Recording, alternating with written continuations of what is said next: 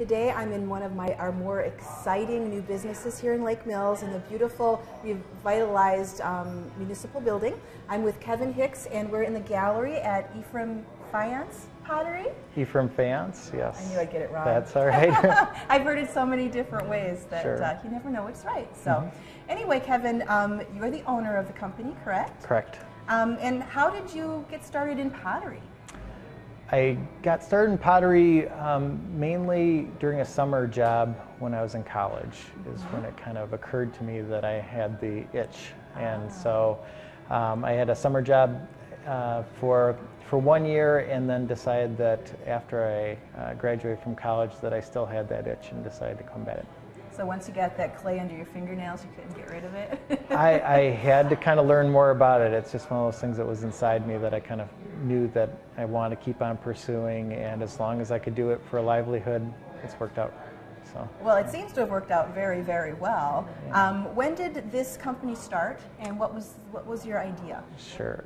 The company started in 1996, and the idea was basically I wanted to have a business that I could have a little bit more creative input, and I knew a lot of the people that I worked with would like to have a little bit more creative input in their work on a daily basis. We're more in a production pottery type setting where you'd be making more of a mass-produced type item. And in this situation, we've kind of created a situation where the artists all have say in what the product line is going to be.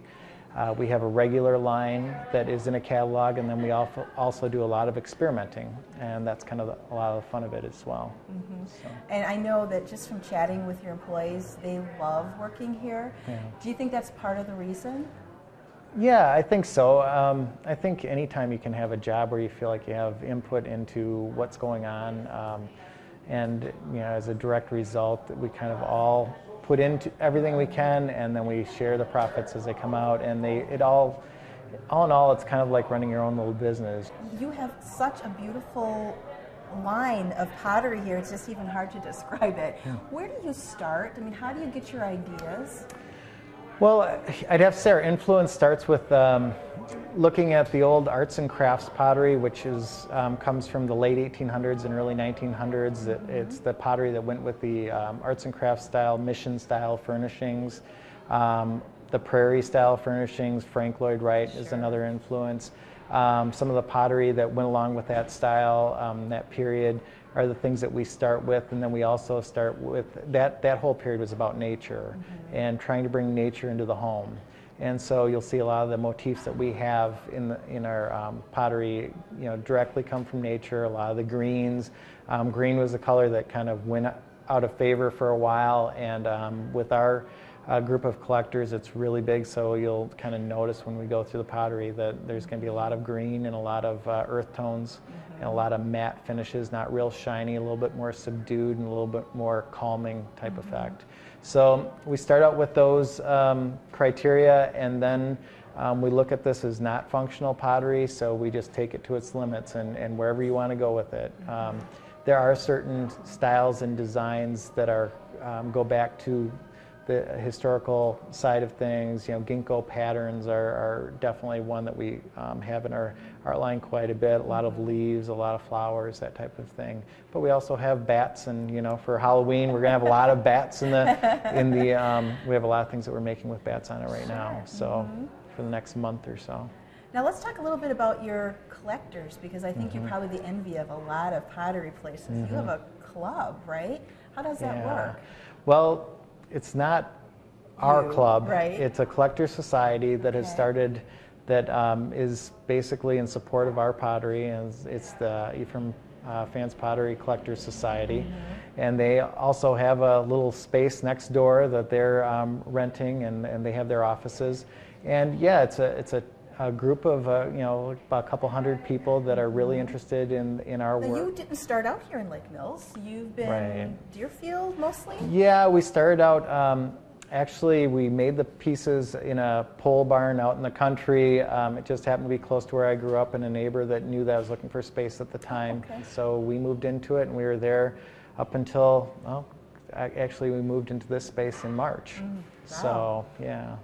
And what made you decide Lake Mills? Growing up in Deerfield, Lake Mills was always one of those places that we always enjoyed. I came over to the lake quite often. I like the fishing in the water so much, and a lot of the other people that work at Ephraim they love the little town atmosphere. We love the small town feel to it, but it also has a really interesting square and the lake and all the things that you'd want to have as far as being close to I-94.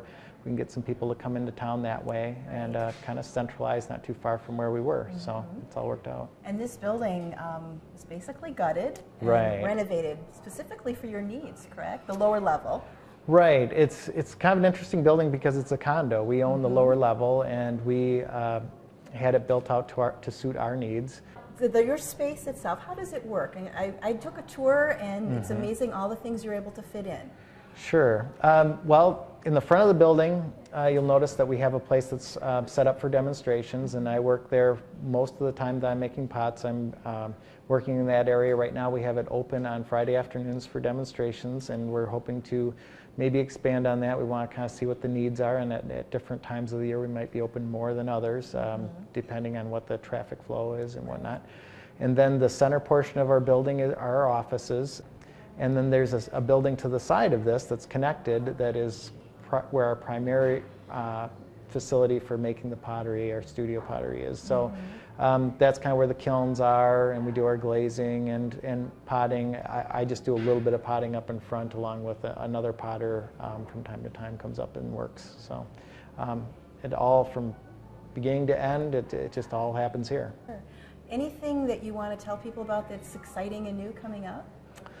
Exciting and new coming up. Well, we always have, during this time of year, we have our holiday winter pottery fest, and that's going to be held, it's always the first weekend in December, and it's going to be over at the new municipal building.